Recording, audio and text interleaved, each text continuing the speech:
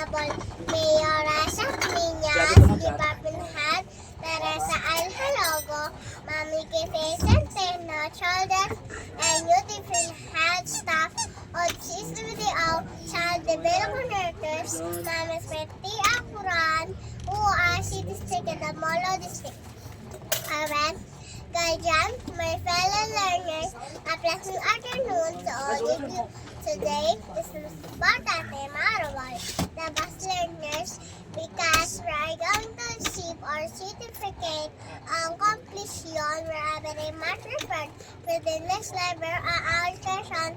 We thank also our city government for implementing this sticker service program which molded us a lot to our child development workers who equip and develop the means, teach us how to see that on our ABCs, counting numbers 1 to 3, and how to develop our self-confidence.